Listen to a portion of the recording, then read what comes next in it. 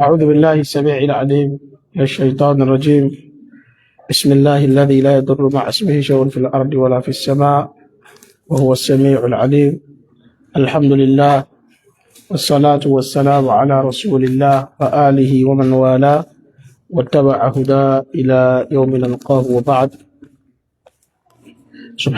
فسبحانك اللهم لا علم لنا إلا ما علمتنا فزدنا علما. اللهم علمنا ما ينفعنا وانفعنا بما علمتنا وزدنا علما. اللهم ربنا زدنا علما.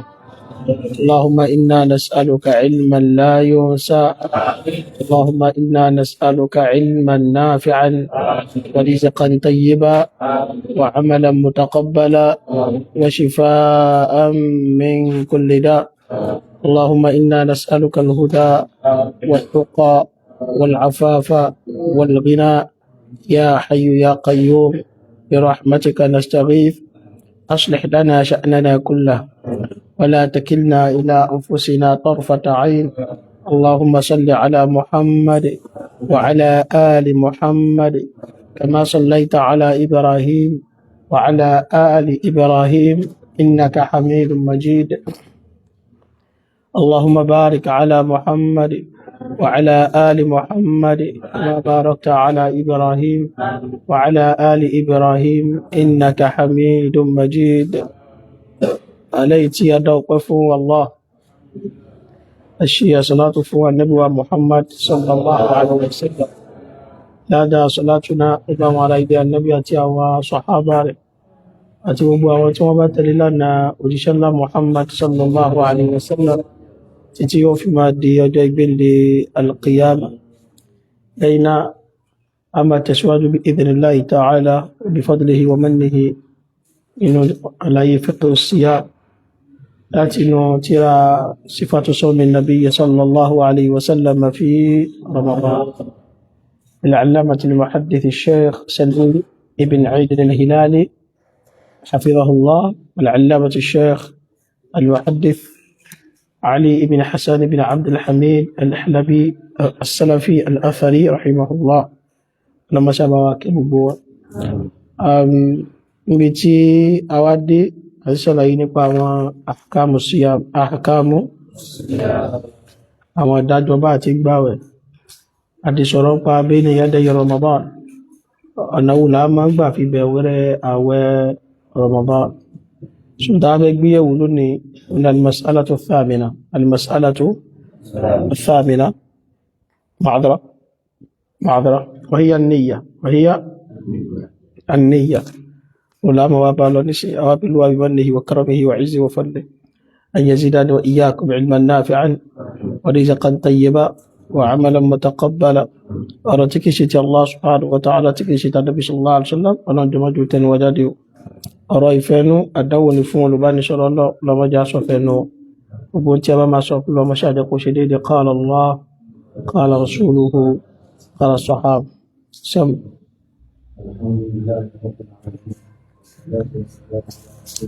ارفع الصوت. قال المصنف رحمه الله قال المصنف الله الميت الحكم والحج. المسألة الثانية النية. الماذا؟ النية. وجوب تجديد النية في قول الفريضة قبل طلوع الفجر. ليه قال ما دي oṣù Ramadan eléyìí tá ń palẹ̀mọ́ nínú àwọn nǹkan gbọ́dọ̀ mọ̀ dáadáa onímọ̀sálẹ̀ eléyìí náà. Ramadan ń bọ̀ nítorí tá a fẹ́ rọra mú ẹni pa sọ̀rọ̀ pé kí láàrín ká tó bẹ̀rẹ̀ yẹn lágbéyẹ̀wò lánàá. Eléyìí àti wá rí pé kí a ti wọnú Ramadan nínú tá a tún gbọ́dọ̀ discuss dáadáa tó ṣe pé tí yóò bá mójútó eléyìí ìyẹn lè gba Ramadan kó sì máa láwẹ̀. Adẹ́gbàwẹ̀ gbogbo oṣù kan ní jẹun kò ní mú, a fi bí panú, a fún gbẹgbẹ ọ̀nà fún àmọ́ kò láwẹ̀. لماذا؟ لأنه لم يحافظ على النية ولم يعتبر ولم يبالي بالنية. وكاروا أنيكم àníyàn tá a dẹ̀ ń wò yẹn ó lágbára bí gbogbo iṣẹ́ ọ̀là síyá bá fi síyá pàtàkì jùlọ níbi ọ̀rọ̀ àwẹ̀ àníyàn pàtàkì táníyàn ò bá dúró bí àwẹ̀ èyí ó kàn fi panu lásán wọn láwọn alfa wa sọ fún wa pé inú ta kọ̀dọ̀ wá gbọ́ ọ̀rọ̀ àwẹ̀ àkọ́kọ́ ń bẹ ni pé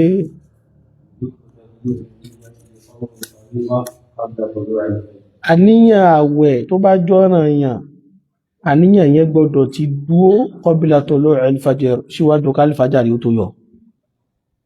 àwẹ̀ tó bá jẹ́ ọ̀ranyàn àfáàní tí wíwọlé oṣù Ramadan tó bá ti rẹ̀lẹ̀ póṣù Ramadan ti wọlé bi ru'yatil basariyya bí a pẹ̀lú ká fojú ara wa a fi rí oṣù pé oṣù lójú ọ̀yí Ramadan ti wọlé àbí a fojú ara wa rí ẹni tó rí ìkan ló wá jẹ́rìí pé òun fojú ara tòun rí oṣù àbí bẹ́ẹ̀ kọ́ ló ṣe rí in tó ṣẹlẹ̀ ní pé ńgbà táàrí ẹnìkankan ló sì jẹ́rìí pé òun rí àwa ka òǹkà Ṣàbáàn ó fi pé 30 a nígbà náà àyẹnuya ó dọ̀rọ̀ yẹn lórí gbogbo mùsùlùmí lọ́kùnrin lóbìnrin mukallafin tó ti bàlágọ̀ tó ti dẹni tá aláìsìn bọ̀ lọ́rùn àyẹnuya siyamahu fil layl ó gbọ́dọ̀ ti máa dàníyàn póhùn ó gbààwẹ̀ nígbà tó oṣù yẹn ti wọlé òun ó gbààwẹ̀ oṣù yẹn láti alẹ́ òun ó gbààwẹ̀ ọjọ́ yẹn láti alẹ́ kílẹ̀ ò tó mọ́ kí sí lójú orí bẹ́ẹ̀ onítorí ọ̀rọ̀ tá Ànábì Muhammad sallallahu alaihi wasallam sọ wípé arábìnrin gbogbo ẹni tí ó bá dà níyàwẹ̀ ṣáájú kálífàjárì ó tó yọ fala siyama lahu tó bá gbààwẹ̀ ó fi panu kò láníyàn pé òun fẹ́ gbààwẹ̀ lọ́la kò láníyàn pé àwẹ̀ ń bẹ̀ òun jẹ́ fẹ́ gbààwẹ̀ wà ní ẹ̀rù tí ẹ kò sínú ọkàn rẹ̀ kò sínú máìndì tí ẹ ilẹ̀ wa mọ́ lọ́wọ́ wípé ṣe wọ́n ti lóṣù lánàá tọ́ ìrìnà bẹ̀rẹ̀ àwẹ̀ náà nù láì láníyàn fala siyama lahu kò láwẹ̀ kò ní kí ni jama'a kò láwẹ̀ Ìṣẹ́lá sallallahu alaihi wasallam tó sọ́nà hadith mìíràn pé man lam yubayyit as-siyama min al-layl ẹnikẹ́ni tí ó bá ti palẹ̀ máa níyàwẹ̀ láti alẹ́ anábílò náà láwẹ̀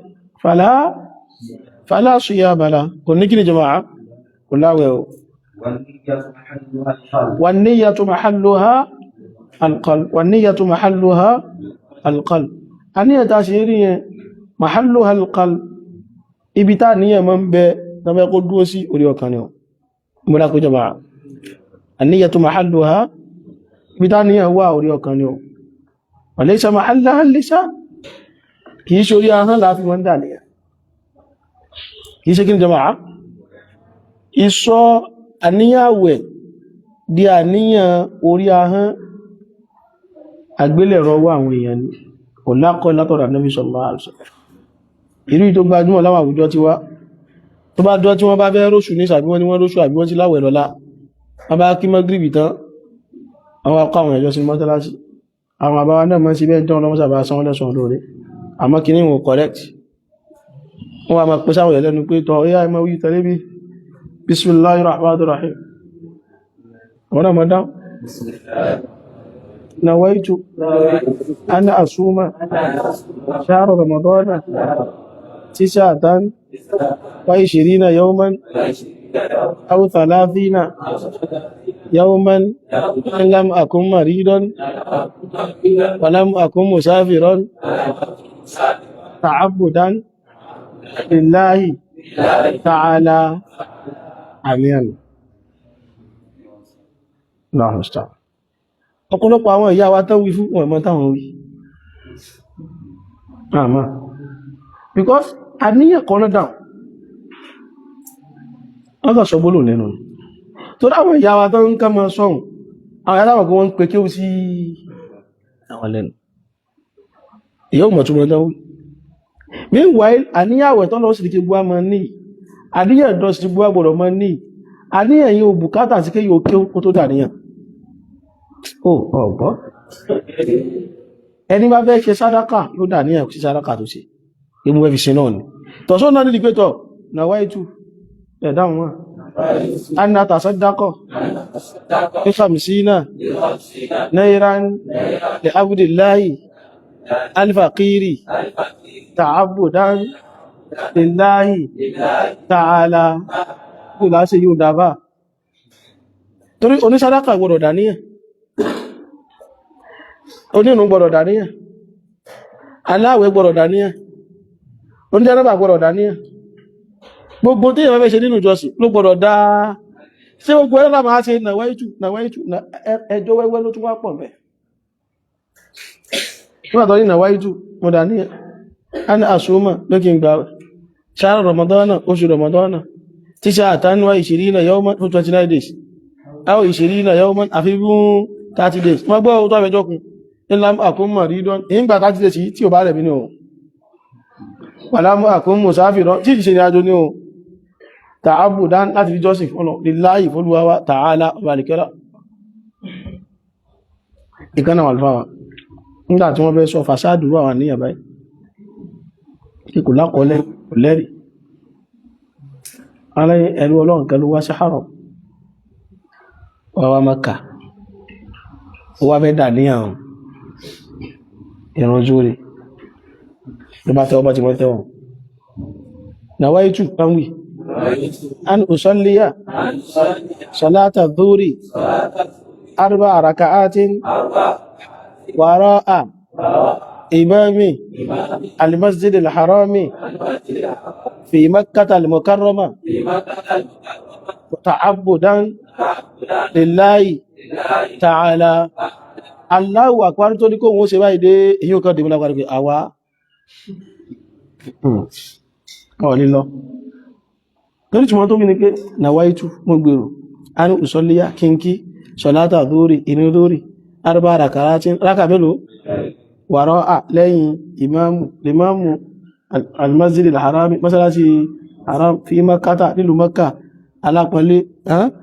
ta'abuda láti fi jọ́sìn lillahi fólúwáwá ta'ala ó ní àwọn olílọ́wà nígbà tí ṣàlàyé pé rákà mẹ́rin lọ fẹ́ kí tó ọ ti ṣàlàyé pẹ̀lú Mọ́kà ní ọ̀tọ̀lẹ́kì ó yẹ kọ́ sọ déètì nínú àtọdún tó jẹ́ ayú ẹ̀kọ́ ni ẹ̀dàkùn sọ́rọ̀ ń bèèrè ẹjọ́ bá náà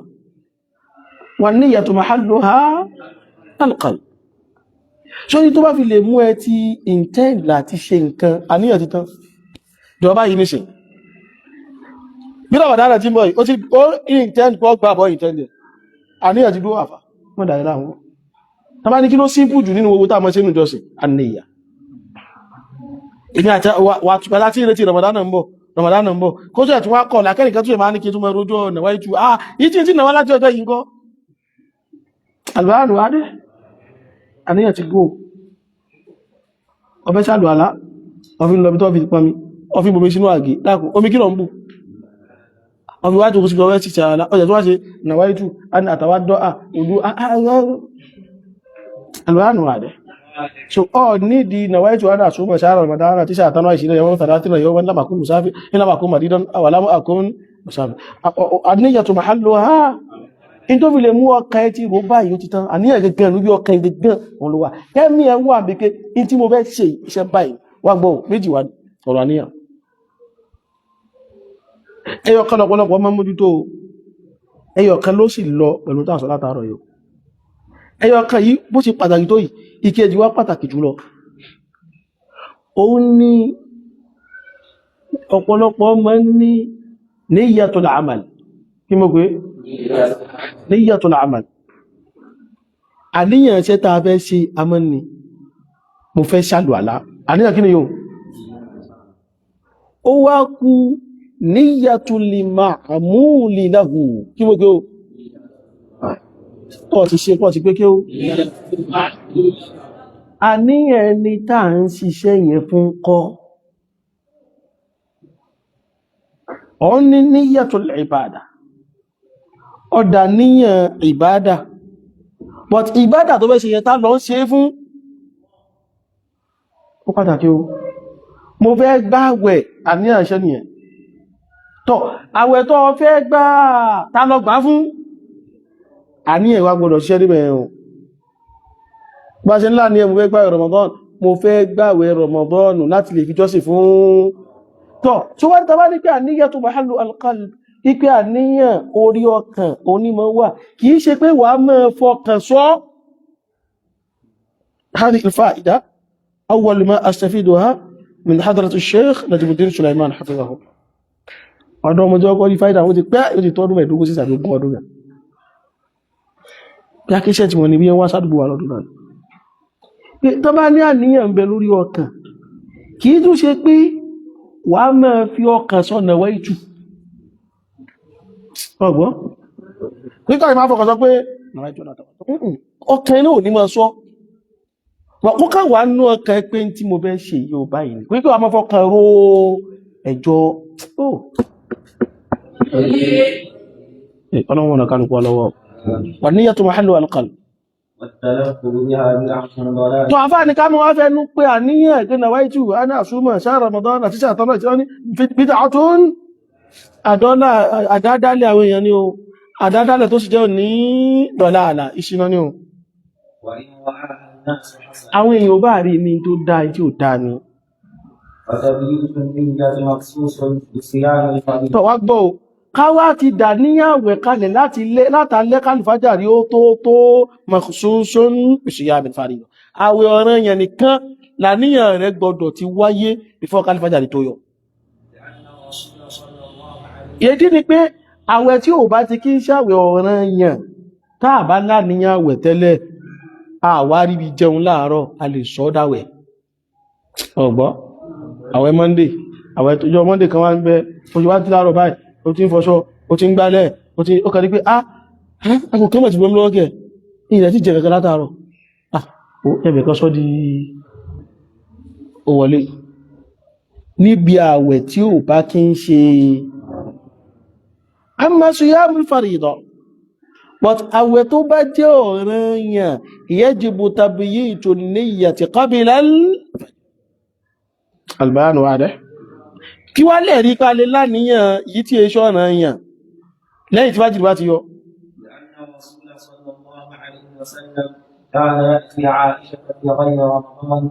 torí pé yàlla wa Aisha radiyallahu anha ó máa ń wá sọ́dọ̀ Ànábì sallallahu alaihi wasallam fi ghayri Ramadan fayaqul yóò wá máa sọ báyìí pé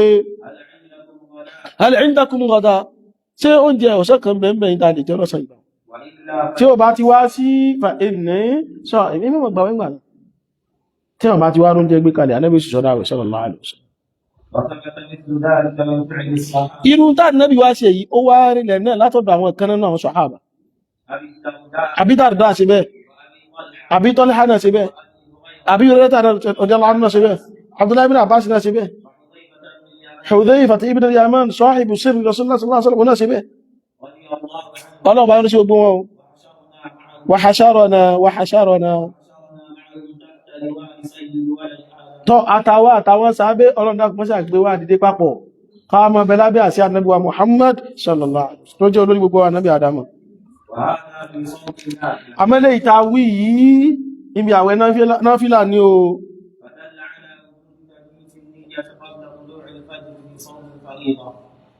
dúnà náfílà ìtawà sọ lẹ́tàárọ̀ wá ń jẹ́ pé ń tọ́ka lórí pé dandan ni ká ti dà níyàwẹ̀ kalẹ̀ síwájú kálífàjàrí ó tó yọ níbi àwẹ̀ tó bá jẹ́ ọ̀ràn yàtọ̀ sí tó bá jẹ́ náfílà ọlọ́run bá nìkẹ́ lọ bá tó mọ̀ jùlọ القدرة مناط التكليف دي مو كالقاعدة القدرة مناط التكليف gbogbo ìjọsìn tọ́lọ̀ bá ní a mọ́ sí láyé al-qudra ìníkapá lórí ìjọsìn yẹn manātu taklif ibẹ̀ gangan lásọ ìlà ẹ̀sìn bọ̀ lọ́kọ́ nílọ́ lásọ ìlà ẹ̀sìn bọ́ ní lọ́rùn níbẹ̀ lásọ mọ́ yẹn ni pé gbogbo ìjọsìn tá a bá ní ẹ mọ́ ṣe pátápátá tahta al-qudra ìtagbára bá ká ní ọ̀hún ìtagbára rí ò bá ti ká nínú ìjọsìn ọ̀nà láyọ̀dá rẹ̀ fattaqullaha mastata'tum níbi ó bá lágbára mọ́ ní ọbẹ̀rù Ọlọ́run ọba mọ́ albánu àdẹ́ níbi ó bá lágbára mọ́ ní ọ̀sẹ̀tọ̀ Ọlọ́run mọ́ Islam mọ́ dápọ̀ níbi ó bá lágbára mọ́ òun náà ní ọ̀sẹ̀ ìjọba lè ṣe mọ́nú ẹ̀sìn Ọlọ́run albánu àdẹ́ ìtagbára rí ò bá ti ká ìpínlẹ̀ àlábọ̀ Ọlọ́run èé ṣe ẹni tó ṣù Ramadan bá ti bá láyé wọ́n wá láyé jẹ́rẹ̀ ohun wá mọ̀ pé wọ́n róṣù kò mọ̀ pé Ramadan náà ti dé máa wọn kan ló ń bá gbóúnjẹ àrọ̀wà ló ń bá jẹun jẹ وشرب ó bá tún mọ́ omi lé lórí ثم علم فليمسك tó máa lè ló wá mọ̀ létà pé àwẹ̀ ti bẹ̀rẹ̀ lónìí فليمسك وليتم صومه falyumsik kó kàn máa jẹ kankan mọ́ lẹ́yìn tó jẹun walyutimma sawmahu kó wá complete àwẹ̀ ní kó gbàwẹ̀ ní délẹ̀ wà yìí sí òwò in tó gbà wọn ó sì ti tó ومن لم يأكل ọgbọ́ ó ṣe kí ni jọmọ́ ó ti tó ní pé kò ní wulẹ̀ san àwẹ̀ ọjọ́ ń padà mọ́ lè máa dá torí pé àsìkò tó fi jẹun yẹn kò mọ̀ in tá sì máa níkà palẹ̀ lórí al-qudratu manatu taklif bá ń pé kí ó wà fáà pé kí ó lè kan sí tún pé kí ó lè kan sí al-qudratu manatu taklif gbogbo tó bá lábọ̀ wá lọ́rùn ní díẹ̀sì gbogbo ẹ̀ ń bẹ tahta al-qudra in tágbára wá bá kálà sí fattaqullaha mastata'tum ومن لم يأكل فلا يطعم wa man lam ya'kul tó ẹni tí ó bá wá tí ìwá ìjẹun wọ́n nínú ẹni yẹn kò gbọ́dọ̀ jẹun kankan ní ò ti padà gbọ́ ẹ̀ kò gbọ́dọ̀ jẹun mọ́ wọ́n wọ́n rá ní pé but Abdulrasaq rẹ̀ tí wá gbọ́ ó ti jẹun tó tó nípa gbọ́ pé wọ́n rọ́ṣù tó Abdulrasaq ní dhalika fadlullahi àmọ́ wọ́n tó ti gbọ́ ohun ọ̀gbọ́dọ̀ jẹ́ kankan ọ̀sùgbọ́dọ̀ mú kankan mọ́ torí yajibu alayka an tasum wa nahnu fi Ramadan وتدليل النية لا يكون شرطا في حقه àwọn lè níbọ̀ tí ẹbẹ́ nígbà ní ẹgbọ́dọ̀ tí wá kọ́ bílá alfajiri eléyìí wá ń kọ́ ẹ̀wọ́n ní májẹ̀mú pàgbọ́dọ̀ ti dàníyàn síwájú alfajiri yẹn kò ní jẹ́ májẹ̀mú fún un kí ló fà á ó ní pé kò ní kápá rẹ̀ ṣé yóò fa fájìrì padà wá kò ní fà wá. ومن أصول الشريعة المقررة nínú àwọn rúlìsì wa àtàwọn tó wà fundamental nínú ẹ̀sìn wa yìí sì ni pé أن القدرة manatu taklif annal qudrata manatu taklif ìníkápá aṣọ ìlà ẹ̀sìn wọlé lọ́rùn aṣọ mọ́ lọ́rùn rẹ̀ o pé gbogbo tá ní ẹ máa ṣe abẹ́ kí ló wà abẹ́ kí ni bẹ́ẹ̀ bá fẹ́ kírun àbíkẹ́ dúó kírun o orígun ní ká dúó kírun ìjọ táwọn bá ti níkápá àti dúó kírun ìdúó yẹn yóò kú òǹbẹ̀ kí ni yóò wá di lọ́dẹ̀ jò kí ọ̀kan wá ní ọlọ́run sí lè gbà rẹ̀ kí ló dé agbàtọ̀ kí lórí ìjòkótọ̀ dú ẹṣẹ́ mọ́ dùn ní ọlọ́run nígbà náà ni ìwọ̀n aláìmọ̀kan ọkàn ni ọmọ kí ó nù torí pé al-qudratu manatu taklif al-qudratu wọ́n ṣe pé kí wà fáà pé kí ó lẹ́ẹ̀kan sí pé kí ó lẹ́ẹ̀kan sí ọpẹlẹ mẹ́ta ká gbọ́ngbà náà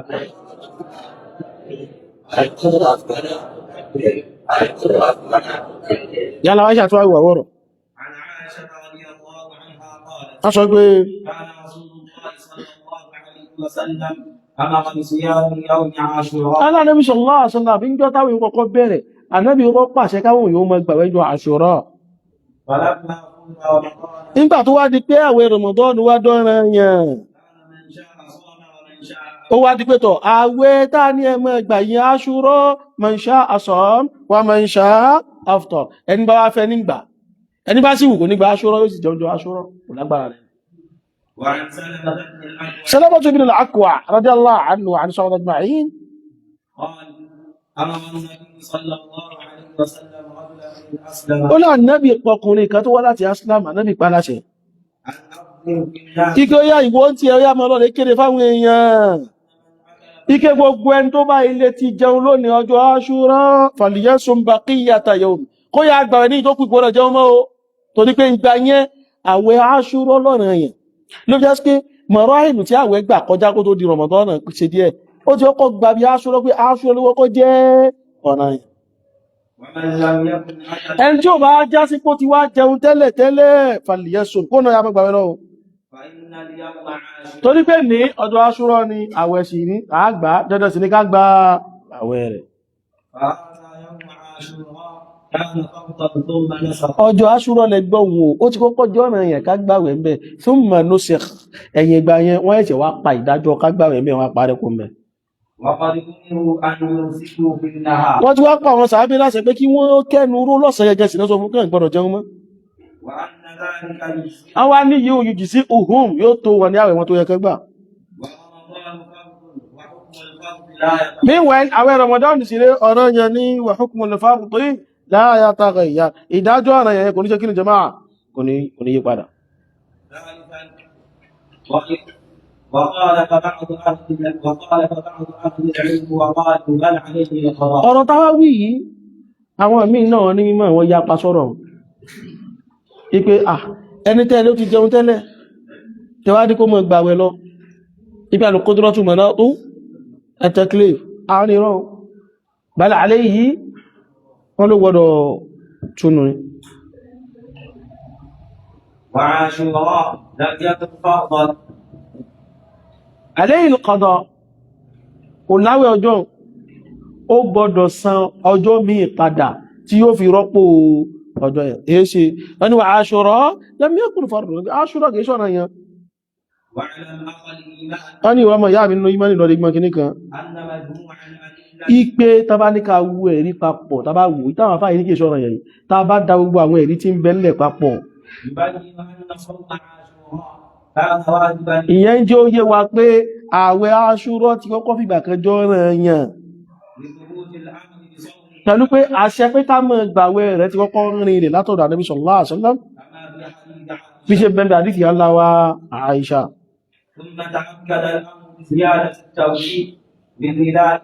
bí ziyadati ta'kid tó ọ̀rọ̀ yẹn tó wá kàn ń pá jù lọ nígbà tá tó rí àlékún ìkan ọ̀rọ̀ ń pá pẹ̀lú kí wọ́n tó pé gbogbo alápapọ̀ lórí ọ̀rọ̀ náà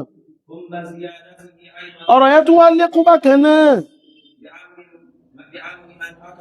pẹ̀lú kí wọ́n pàṣẹ pé ẹni tó bá ti jẹun tẹ́lẹ̀tẹ́lẹ̀ kó má jẹun mọ́ bí ṣe ń bẹ́ ń bí àdíkì Salamatu ibn al-Aqwa Sayfi al-Ansari na'am قال علينا رسول الله صلى الله عليه وسلم àdíkì ẹgbẹ́ tó láti bí sallallahu alaihi wasallam ó jáde sáwọn fi yawmi Ashura lọ́jọ́ Ashura láti jáde sáwọn Ànábì wá sọ pé ó ní asumtum yawmakum ṣẹ́yìn sí gbàrẹ lọ́jọ́ ní ìbáyìí àwọn kan ní abẹ́ ẹ̀rí àgbà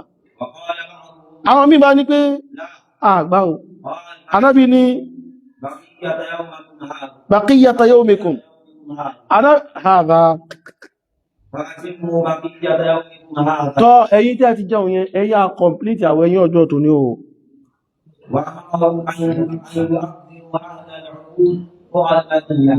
وأمرهم Ànábì tí wọ́n sọ pàwọn láṣẹ ayé òdínú ààlà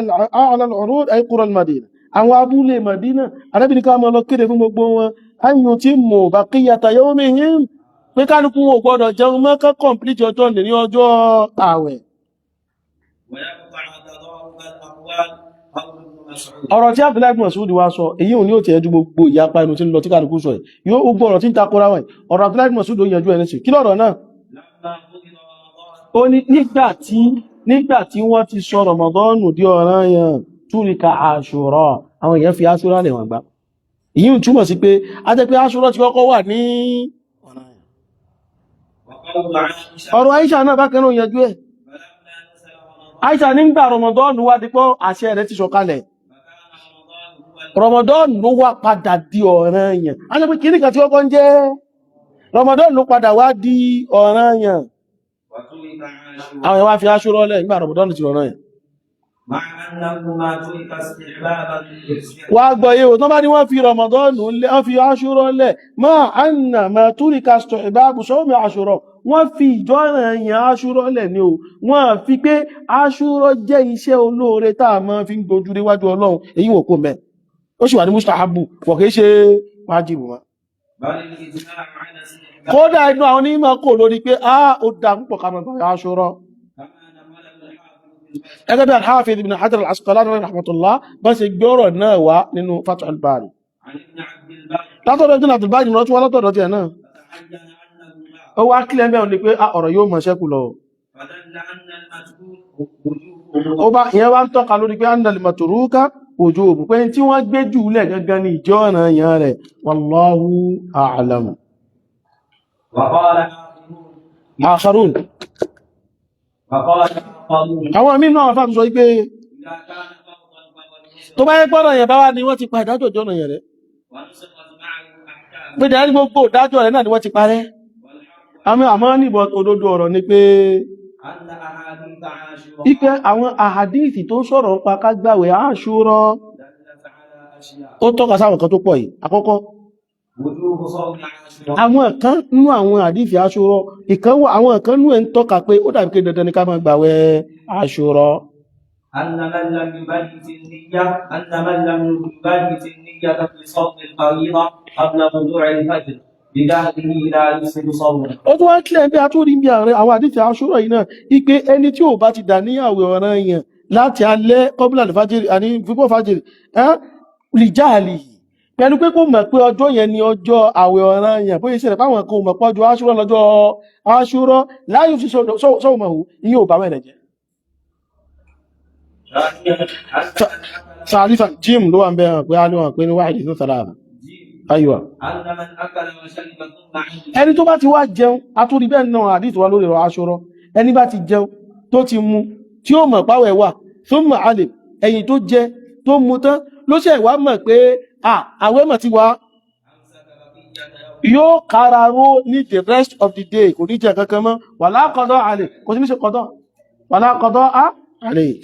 والمنسوخ هو الأول Tọ́ nínú gbogbo tàwà kálẹ̀ ní mẹ́tẹ̀ẹ̀ta yìí, èyí tí wọ́n ti jẹ́ kó di tí wọ́n parẹ́ nú ẹ̀ òun ni alákọ̀ọ́kọ́. Kí alákọ̀ọ́kọ́? Wujubu sawmi Àṣúrà. Ìjẹ́ ọ̀ràn yẹn ká gbààwẹ̀ Àṣúrà. وأصبح مستحبا Ó wá rí gbé ní mustahabu kama qaddamna bá ti ṣàlàyé lọ síwájú. ولا يلزم Yalzam ولا يلزم wala yalzam من نسخه نسخه wala yalzamu min naskhihi naskhu baqiyatil ahkami. Allahu a'lam. ولا يلزم من نسخه Fara rẹ̀ balẹ̀. Wala yalzam bó lọ ń sáré lọ. Ìlàyé náà tẹ̀lé ààbò. Lọ tí ń fò lọ. Ọjọ́ ẹ̀nà ti ọkùnrin kan báyìí. Òkè ó kò béèrè. Ó sì fẹ́mọ́ sí wáàsí. Ìwọ́n ń bínú àwọn oníkẹ́ ó. Àwọn oníkẹ́ àwọn sọ pé pàtọ̀ mọ̀ kí lọ sí wáàsí. Ló bá ti wáàsí. Ọkùnrin kẹ̀kẹ́ ní mọ́ ń gbé kàkí lágbòkó wa mẹ́ọ̀. Ìmọ̀ bí ó tiẹ̀ ti wà mẹ́ọ̀ ní sí. Ìmọ̀ ń gbé kàkí báyìí. Ó bá bẹ̀rẹ̀ wáàsí. Ó sá ń pariwo náà. Ó bá ní gbogbo yẹn wà mọ́ fọlárúbá. Ó máa ní ìlàyé náà tẹ̀síábù lẹ́nà tẹ̀síábù ilé bá bá rẹ̀ nílọ. Ọkùnrin múná tí wà mọ́ ní ìlàyé náà tẹ̀síábù fún wọn. Ala kulli hal pa rẹ̀ balẹ̀ o. La yalzamu tó kéwké. ولا يلزم من نسخه نسخ بقية الأحكام والله أعلم. Tọ́ kò wá necessary kó wá já sí pé nítorí pé àti wá pa ìjọ ọ̀nà èèyàn Àṣúrà rẹ̀ ká ní gbogbo ìdájọ́ tó kù tó so mọ́ náà wọ́n ti parẹ́ irú ọ̀rọ̀ orí fíkì wò ní. Ìmọ̀ òkè sọ̀rọ̀ bá. Ìmọ̀ máa ń yanjú gbogbo nǹkan ní kíni jama lọ́tọ̀ọ̀tọ̀ ni. واستدلوا بحديث أخرجه أبو داود Tọ́ àdìsí kan wá ń bẹ̀rẹ̀ láti fi ṣẹ̀rí. Àdìsí Abu Dawud ló má dìsí náà wá. وأحمد Al-Imam Ahmad náà má dìsí náà wá. من طريق قتادة بن عبد الرحمن Aha, بن سلمة aha, عن عمه aha. أن أسلم Kíká àwọn ará Aslam àtàtì Nabi sallallahu alaihi wasallam. Wọ́n wá bá Nabi sallallahu alaihi wasallam. فقال Ànábì wá ní صمتم يوم النهار ṣé iná gbáyé lónìí ìsá lónìí Àṣúrà yìí. قالوا لا Wọ́n ní àwọn ìgbà ọ̀gá àwọn tí àwọn jẹun tàwọn. قال Ànábì wá ní فأتموا بقية يومكم هذا ó nítọ̀ ẹ̀yà complete àwẹ̀ ọjọ́ òní yóò. Tẹ bá sì complete ẹ̀ tán ẹ̀tún yà san padà. Sọ pé èyí ò fẹ́ sọ pé á jẹ́ pé wọ́n gbọ́rọ̀ kí wá ló ṣẹlẹ̀ sí àdíṣì. وهذا حديث ضعيف Àdíṣì nílẹ̀ kò ṣe bí ṣe rí. Fíhí ìlà méjì ní mẹ́bẹ̀. Àwọn aládìsídà ìlà mélòó inú ìlà onú. Ìlà tó bá lè bàdí jẹba ìlà kí ni yóò. Ìlà tó bá lè bàdí jẹ ìlà kí ni. إلا طبعا لسؤالي في ضعيف علة قادحة. نعم. جهالة عبد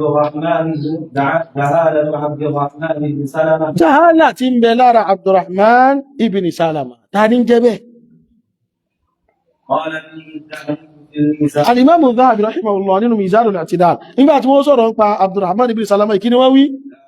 أنا لا يعرف. لا ماذا؟ لا يعرف. وقال الحافظ في التهذيب الحافظ بالتهذيب الحافظ الحجر تهذيب àwọn sọ wípé حاله مجهول آمني يا محل وأورده ابن أبي حاتم في الجرح والتعديل ابن أبي حاتم ترى والجرح والتعديل أولا ثم لو روا ولم يذكر àwọn náà sọ wọn jàrọ́hà rẹ̀ wọ́n jẹ́ kí jama wọn àdálà rẹ̀ wọn mẹ́nìkà tó jàrọ́hà rẹ̀ wọn mẹ́nìkà tó àdálà yìí fọwọ́ majhulul hal fọwọ́ majhulul hal. àtúwárí á ní àná Qatada ń bẹ̀ níwà Qatada sì rèé kí ni Qatada mudallis èyí tó bá ìṣeré á ní àná sàgbà ní ti mudallis á ní àná mudallis àgbà ìgbò látò bá àná mudallis إذا صرح بالسماع أيوة وهنا لم يصرح بالسماع بارك الله فيك. التاسع وقت الصوم. هذه المسألة التاسعة مسألة النية التي ليه وجو اسكي النية agbọ́dọ̀ ti ní قبل الفجر but tí a bá mọ̀ pé Ramadan ti wọlé àwa ti wá jẹun láàárọ̀ fájìrì náà ti kọjá lítà láṣẹ̀ṣẹ̀ wá mọ̀ a lè gbà bọ̀ àwọn ahadithi wo ló sọpọ́tì ọ̀rọ̀ ẹjù àwọn ahadithi tó wá lórí ọ̀rọ̀ Ashura barakallahu fik lórí ọ̀rọ̀ Ashura náà nítorí wá kú ní sí masala tàṣà ó ní waqtu as-sawm waqtu as-sawm. كان أصحاب النبي محمد صلى الله عليه وسلم إذا كان أحدهم صائما فحضر الإفطار يأكلون فرار بالي ما سايري فرار بالي ما كي ما ساركي يأكلون ويشربون ويأكلون النساء ما لم يناموا فإذا نام أحدهم قبل تناوله طعام العشاء لم يحل له أن يفعل من ذلك شيئا إلا مثلها قولون ساري لو àtàṣì nínú àwẹ̀ tàbá lọ nǹkan dúkọ́ bá lè sínú لا تسرع لا تتعجل العجلة من الشيطان العجلة من الشيطان نعم فوسعتهم رحمة ربك العزيز الوهاب فوسعتهم رحمة ربك العزيز الوهاب فرخص لهم بذلك ففرحوا يفصل ذلك الحديث الآتي. طيب أما الفاء أنا مسألة لك سنتام بيا ونشراي وني وقت الصيام أتشرانية أيوة يلا تكله أتشران تافي بريوشو وتكله àsìkò wo wà ní àwẹ̀ bẹ̀rẹ̀ kí ni starting point àwẹ̀ mo làwẹ̀ ó ṣe parí sí afáwa ni àwọn sàábí ànábì Muhammad sallallahu alaihi wasallam idha kana ahaduhum sa'iman ẹni tí kọ̀ọ̀kan wọ́n bá ti ń gbàwẹ̀ lọ́wọ́ ma'adara fa hadara al-iftar àsìkò iftar wà tó ẹni tó mọ́ sí ni pé ya'kulun wọ́n máa jẹun wa yashrabu wọ́n máa mu wa ya'tuna an-nisaa wọ́n lè súnmọ́ wọn yàwó wọn kódà àti ríkà àwọn sàhábà ẹgbẹ́ bí Abdullahi ibn Umar wọ́n tó bá bẹ́ ṣe ìfitọ́rù níjọ́ mi in tí Abdullahi ibn Umar fi mọ́ ṣe ìfitọ́rù náà al-jima' almada yóò súnmọ́ yàwó rẹ̀ ẹni tó bá ti níyàwó sí ni ẹni tó bá ti rí jama'a tó ti ṣákúrú nikah àmọ́ torí àwọn ọlọ́pọ̀ láya ẹjọ́ ẹgbẹ́ ìtọ́kọ̀ rẹ̀ dìmáàdì fún nìyẹn má fi bú wọ́n ni ta ẹ̀ẹ́tẹ̀ já sínú tánà ìwọ́n má fi yíò náà sínú ẹwọ́n fi jẹ́ kìrì jẹmáà ìkàrí tó ń jẹ ni ó jẹ́ ni ó lágbára tó ń jẹ lọ ó lágbára tó kìrì jẹmáà bó ti jẹ́ náà طيب آثار عبد الله بن عمر هو أنه كتب آثار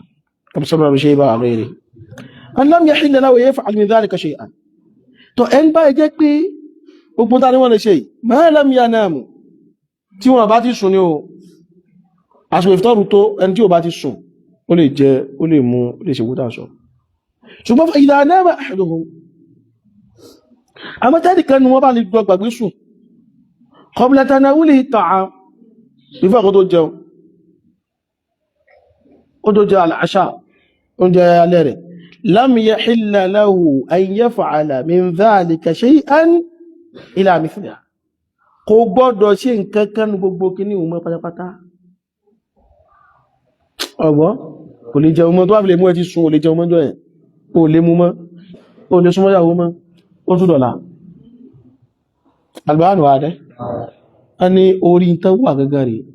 fawasi'atuhum rahmatu rabbikal azizil wahhab ìkẹ́ ọlọ́run ọba rẹ̀ ọba aláàánú táànù rẹ̀ mọ́ bu ní dárú bó ti lé wọn bá nìyẹn farakhasa lahum bidhalik ọlọ́run wá fún wọn láyé pé ẹ bá sùn tálífàdà rí ọba sàtì yọ ẹmọ jẹ mọ mú fàfárìkù nínú àwọn sàbí wá dùn yufassilu dhalika alhadith al-ati ìjọ wá sàlàyé lè alhadith al-ati àdíṣẹ́ mọ̀ wáyé عن البراء براء ليس براء عن البراء بتخفيف الراء عن البراء رضي الله عنه قال البراء بن عازب رضي الله عنه عن الصحابة أجمعين ونصرك كان أصحاب النبي صلى الله عليه وسلم إذا كان الرجل صائما فحضر الإفطار. قل هو سابع النبي صلى الله عليه وسلم تكن هو بايلين باو لو أسكو إفطار واتو فقام قبل أن يفطر لم يأكل فنام فضل من فقام فنام فنام قبل أن يفطر لم يأكل أنتم بايلين لو صوم بفاق تو شي إفطار لم يأكل ليلته kò ní lè jẹun lálẹ́ ọjọ́ ni mọ́ o wala yawma ọ̀sán àrẹjọ́ kìí jẹ́ kò tún ní jẹun mọ́ o hatta yumsi tí ó tún fi di ìrọ̀lẹ́ ọ̀tọ̀lá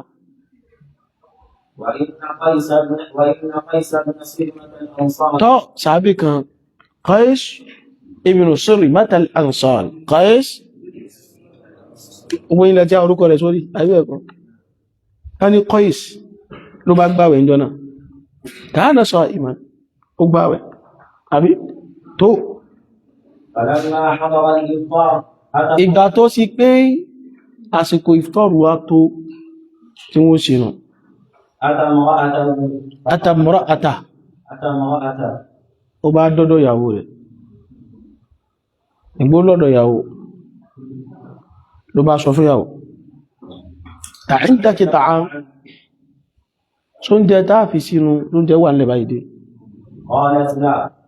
ìyá kò sóúnjẹ ńlẹ̀ ẹ̀wò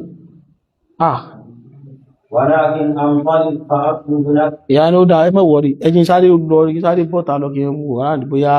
mo ti ẹ̀dẹ̀ sáré bá yín wá kí ní kan tẹ́jẹ̀ meanwhile وكان يومه lọ́jọ́ ọjọ́ náà ṣe ẹ̀pọ̀ ó wà stressed tó فغلبته عيناه فغلبته bí oorun ṣe gbé lọ́nà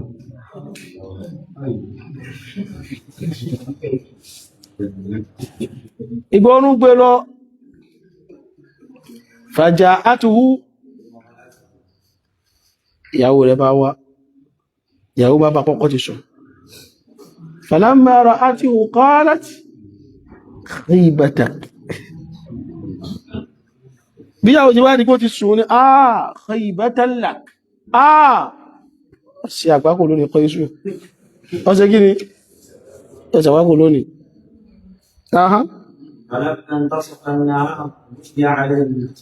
Adi rẹ̀ àwọn ọ̀dá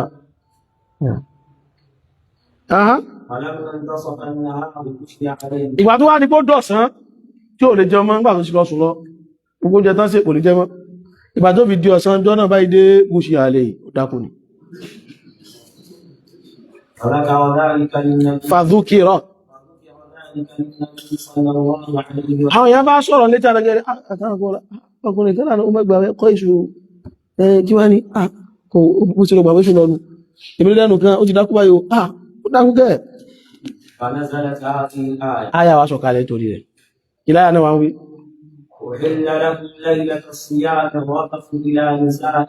أحل لكم ليلة الصيام الرفث إلى wọ́n ti ṣe lẹ́tọ̀ fún yín láti ṣe hùn tó bá ti di alẹ́ ẹjọ́ tẹ́ gbáwẹ̀ arrafathu ila nisa ẹ ti láǹfààní kẹ́lì mọ́ súnmọ́ àwọn ìyàwó yín ẹ ti láǹfààní rẹ̀ inú wọn wá dùn farahan shadid nítorí tó lágbára gan wà nazalat ayà tó wá sọ̀kalẹ̀ pé Olúwa ní wakulu ẹ máa jẹun washrabu ẹ máa mu حتى يتبين لكم الخيط الأبيض min al-khayt al-aswadi ẹ máa jẹ ẹ máa mu títí tí òwú dúdú ó fi yàtọ̀ sí funfun min al-fajr. وإن هذه الرحمة ربانية ṣẹwárí ìkẹ́ àtọ̀dọ̀ Ọlọ́run ọba wa tó ṣẹlẹ̀ yìí التي أفرغها الرؤوف الرحيم ìkẹ́ tó yẹ pé Olúwa wa ọba aláàánú ọba oníkẹ́ ló mọ̀ túlẹ̀ fáwọn ẹ̀dá rẹ̀ على عباده المخبتين tó- tó ṣe fáwọn ẹ̀dá rẹ̀ tó yẹ pé wọ́n sọ wípé ghufranaka rabbana tuhaddidu معالم يوم الصلاة ìyẹn ń ṣàlàyé àwọn ọjọ́ tó yẹ ká gbáyẹ̀ fún wa tuhaddidu ma'alima yawmi as-sawm bá ṣe dá ìgbà tí àwẹ̀ ó máa jẹ́ bá ṣe dáma in tí ṣàlàyé fún wa nìyẹn ابتداء وانتهاء ìgbà wo làwẹ̀ ó máa bẹ̀rẹ̀ ìgbà wo dẹ̀ ni àwẹ̀ ó máa parí ṣọ́gẹ̀ tán báwọn náà ahán وأنه من تبين الفجر إلى إدبار النهار ayùwá ó wá kílẹ̀ pé ayé pé ìgbà tí ó mọ̀ wáyé ni pé min tabayyunil fajr láti ìgbà tó bá ti kílẹ̀ pàlù fàjàrí ti jáde ìlà ìdìbàrìnà tí ó fi ìgbà tá sọ pé ọ̀sán jẹ́ kí ni jàmáà ọ̀sán ti ń lọ وإقبال الليل وتوالي àti ìgbà tí ó bá ti rí pé òru ti fẹ́ máa wọlé wàtàwárì kóòsù shams then tí díṣkì oòrùn róbóróbó oòrùn náà pè ní kóòsù díṣkì róbóróbó oòrùn yẹn tó bá ilé tí parẹ́tà àti rí mọ́sánmọ̀ tó ti parẹ́ tó ti di pé nǹkan kan ti bò ó jàmáà ìṣinú ṣe kí ni jàmáà ìṣinú ṣe tó nìyà àsìkò táwẹ̀ mọ́ ń bẹ̀rẹ̀ tí ń parí àáyà yẹn àtàdísì yẹn ti ń sọ fún wa kí wá ní al-khaytu al-abyad wal-khaytu al-aswad ọdún tí lọ bá wọnú ẹ̀ níṣì magribi wà nílé títí magribi ibẹ̀ láti bẹ̀rẹ̀ ọ̀nà bi idhnillahi ta'ala abilu wa bimannihi wa karamihi wa izzi wa fadlihi an yazidani wa iyyakum ilman nafi'an wa rizqan tayyiban wa amalan mutaqabbala wa shifaa'an min kulli da' wa sallallahu wa sallim ala abdika rasulika Muhammad wa ala alihi wa sahbihi ajma'in subhanaka allahumma wa bihamdik ashhadu an la ilaha illa ant astaghfiruka wa atubu ilayk. السؤال السلام عليكم فيه